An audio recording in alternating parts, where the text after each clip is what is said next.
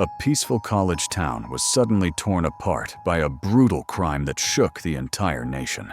4 young students were found dead inside an off-campus house.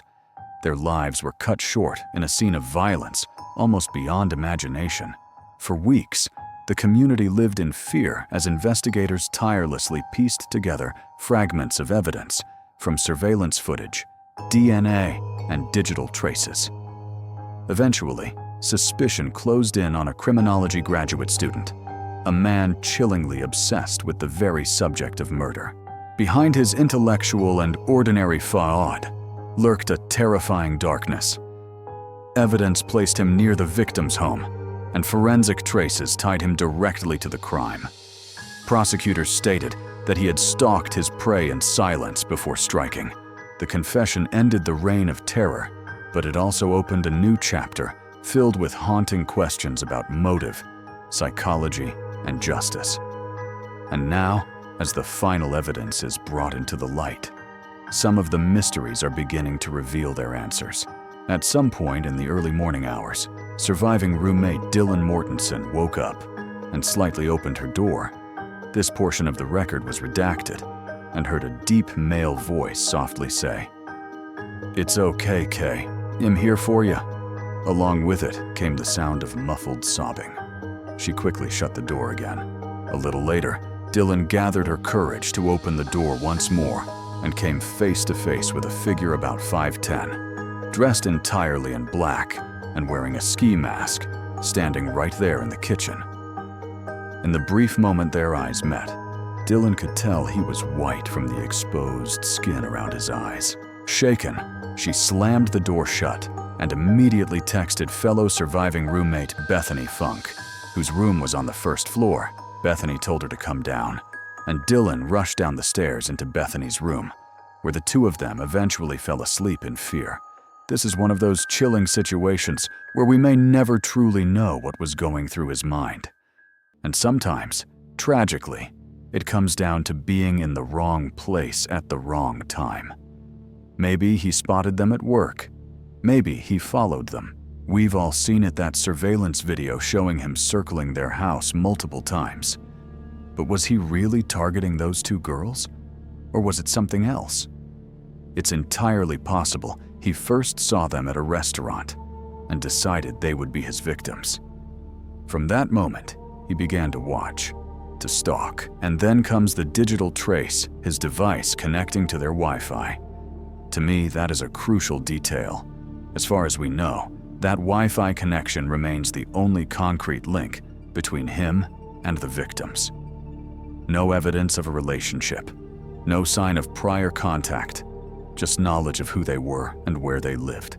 But now, let's look at another detail uncovered in the newly released documents. Kay had been stalked before. Investigators interviewed a friend, her name redacted, who once lived at the King Roadhouse. She described how at WCO, a man followed Gonzalez Kay all the way to her car. On another occasion, the roommates left the house for a short time. When they returned, the back door was wide open, even though they were sure it had been locked.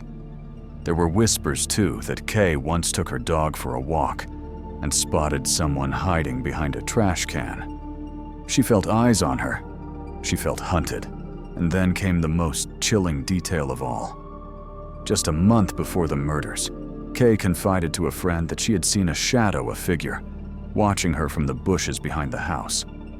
She even told her roommates about a stalker in Moscow, Idaho. The whole group of roommates had left the house, and when they returned, the back door was wide open. Even though they were certain it had been locked before, many began to wonder, had the killer snuck into this house beforehand?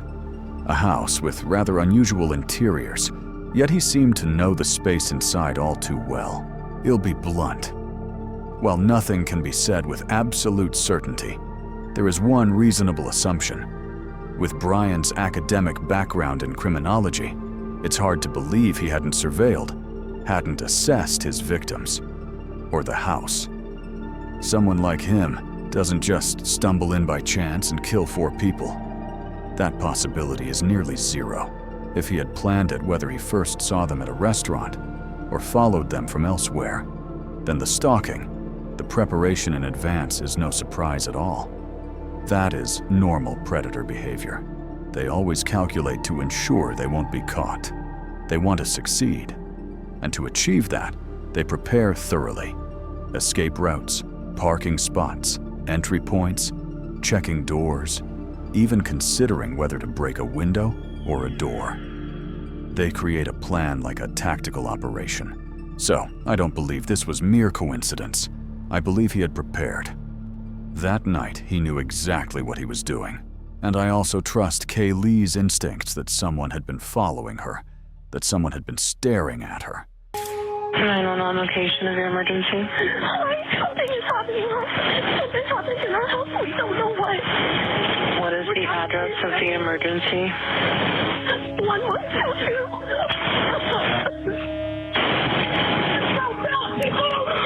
And tell me exactly what's going on. One of the roommates has passed out, and she was drunk last night and she's not waking up. Okay. Oh, and they saw some man in their house last night. One of our roommates has passed out. Okay. Oh, and they also said they saw a man inside the house last night. I truly feel sorry for those kids. They're just college students, just young people, yet they had to face such a horrifying crime scene. In the investigative reports, what covered was a detailed description of the house and the interior crime scene. And this is how that house was recorded. Entering from the front door, directly ahead was a small bathroom. To the right, a bedroom that appeared unoccupied.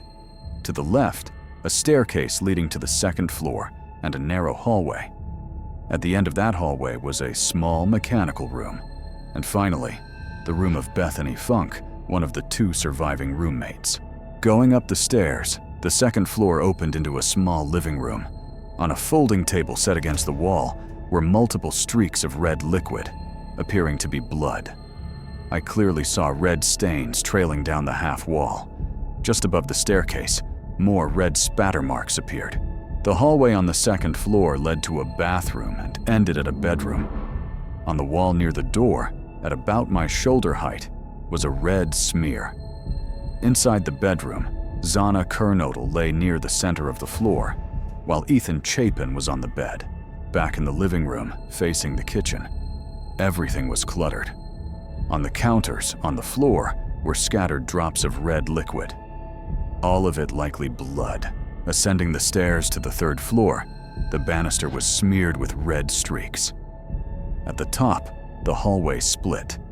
To the left was Kaylee Goncalves' room, to the right the bathroom, and further down, Madison Mogan's bedroom. On the bed, Kaylee and Maddie lay side by side. These descriptions came along with a series of photographs that have been released. And now the question is, what new evidence photos have come to light? When I look at this photo, the first thing that strikes me are the smeared bloodstains along the staircase. These are not static drip marks, but blood in motion. That shows blood being cast off as someone moved, swung their arm, or from the very weapon being used. This is the kind of trace often seen in bloody crime scenes, chaotic, violent, leaving behind a series of spatter patterns. As the killer moved, blood on their clothing, on their hands, continued to create different smears. It shows speed, it shows urgency. Not blood dripping slowly, but blood flung outward in motion. Now, pay attention to this detail. On the wall, there is a strange blue mark. That is not blood. It is a chemical used in investigation, something called amino black. This dye is sprayed onto areas suspected of having blood to make traces visible, even to detect bloody fingerprints. So this was not left by the killer, but as part of the forensic process. Next, we look at the wide shot of a desk inside the house. And here is what stands out. When examining a scene, I always look for signs of whether the motive was theft. Things like wallets, purses, cash, jewelry if missing, that could point to a robbery. But in this photo, the wallet was still there. That says a lot. The motive was not theft. This was not a burglary gone wrong. This was a targeted murder. Looking at these photos, I see one thing clearly. This is the home of young college students, a place with many people constantly coming and going. And that, in itself, makes processing the crime scene extremely complicated. In a normal house, the owner's traces and belongings are expected to be there. But in a murder scene, the important task is to distinguish what truly belongs to the victims and what might be evidence left by the killer. For example, if there's a type of drink that the victims would never consume, then that could very well be a clue. However, here, bottles and cans are scattered everywhere. It's hard to know which are new, which are old. This is not the victim's fault. It's simply a typical college house, and that makes the investigation process far more tangled. Another crucial detail is the void in a blood stain. If an object was present when the blood spattered, it would leave an imprint. And if later removed, it creates an empty space. That could be a clue showing the killer took something with them after the murders. In the newly unsealed photos, I also see beverage boxes. This is noteworthy because if the box was already in the house, then the empty cans nearby were most likely the victims, not brought in by the suspect. The scene is filled with traces, but which of them are the real clues? And the next question arises: did the killer's behavior at Washington State University ever raise red flags before? It was a crime that shattered the peace of a small college town in the dead of night.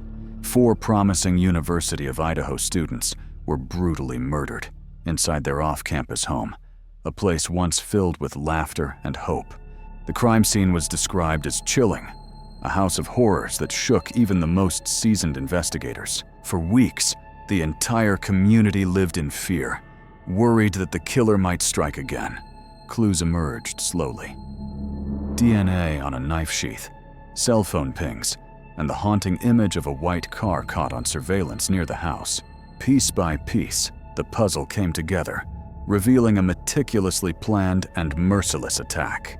And now, we take a closer look at some of the newly unsealed evidence in this case. The killer was a criminology graduate student, working at Washington State University in Pullman, just a short distance from Moscow. The 2 towns almost neighbors. He was both studying and teaching, interacting with many people, and from the very beginning left behind an unsettling impression. He often appeared in academic spaces, at times blocking exits, creating unease among those around him. Much of his behavior was controlling, tense, and drove others to leave. His views on crime were extreme and unusual. Before the Christmas break, his name dominated faculty meetings, as he had caused far too many problems. The young, vibrant lives were stolen in an instant, and the town of Moscow has never been the same since. Now, after the killer's conviction, the public records and evidence finally reveal the truth hidden in the darkness. She once said that he was smart enough that within 4 years he would surely be awarded a PhD. But if that happened, once he became a professor, he would continue harassing, stalking, and abusing students wherever he worked. Even at that time, he had already shown weakness in his role as a teaching assistant, and recommendations had been made to cut his funding and remove him from the program, because many felt he was stalking others. And the question arises, did his behavior at Washington State University ever raise red flags? The answer is yes. From early on, he displayed sexist attitudes, homophobia, constantly insulting others, and always trying to dominate every conversation. These pieces form a frightening picture. Students clearly felt his arrogance and odd behavior in everything he did. But the problem was that these actions were not serious enough for the law to intervene. And this is exactly why we must always trust our instincts. Because when everyone feels that something is wrong, then surely it is. More than a dozen complaints were filed. He was aggressive toward women, making many feel uncomfortable. Faculty discussed how they could intervene, but no one had the authority to remove him from the program. And so his behavior continued to escalate. One student recalled that he would often stare at people in an intimidating way.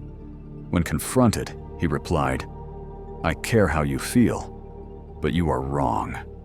That is cold manipulation, exactly the kind of behavior you see from someone with no empathy. Some students even said that at times he deliberately left class at the same time, following them out to their cars. Many others confirmed this. He often belittled women, calling them broken. Some students even had to change their entire routines, asking others to drive them so they wouldn't have to walk or take the bus alone at night. And there were many other behaviors like physically blocking doors so no one could leave. All of these details reveal a dangerous individual, escalating, and truly very, very frightening. There is a thin line between someone who is simply rude, unpleasant, and someone who is potentially dangerous. A person who could attack, who could assault, or worse, become a serial killer.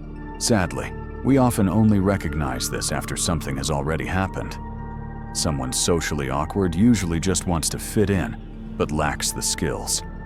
A person with psychopathic traits is entirely different. Their very nature is to seek control.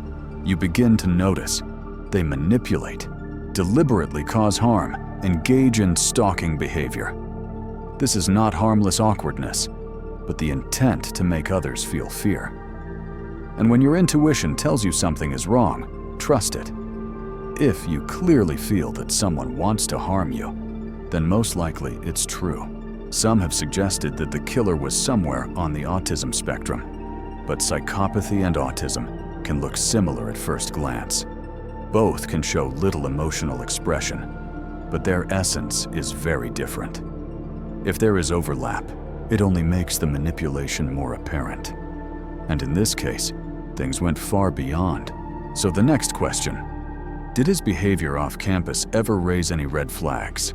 The courtroom echoed with the words of sentencing. As to count 2, murder in the first degree, in relation to the death of Madison Mogen, how do you plead? Guilty or not guilty? Guilty. As to count 3, murder in the first degree, in relation to the death of Kaylee Goncalves, how do you plead? Guilty or not guilty? Guilty. In the quiet early hours of November 13, 2022, a faceless coward shattered the peace of 6 vibrant young people, brutally murdering 4 of them. A cruel, senseless act that left behind immeasurable pain and loss. After leaving Pennsylvania for Washington State University, he traveled nearly across the entire country to the very region once tied to the name of Ted Bundy. When he first arrived, he stayed at a hotel for a few days, but in that short time, he left an unsettling impression on those there. He spoke about bed sheets, about self-defense weapons, and boasted about his knife collection.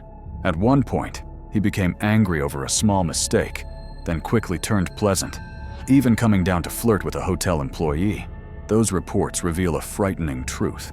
He always created a sense of unease in those around him. And the question arises, did his behavior off campus ever raise red flags? One student recalled that he approached her and asked if she was single.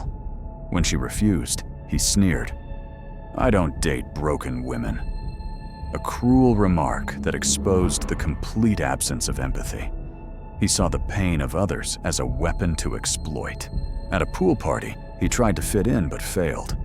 People felt uncomfortable, even a bit fearful of his odd behavior. He boldly approached 2 women and demanded their phone numbers. His overconfidence and arrogance left everyone unsettled. Another woman recounted how he approached her and began talking about introvert-extrovert personality tests. The topic was so misplaced that she quickly grew bored. But he didn't stop. After the party, he texted her asking if she had taken the survey.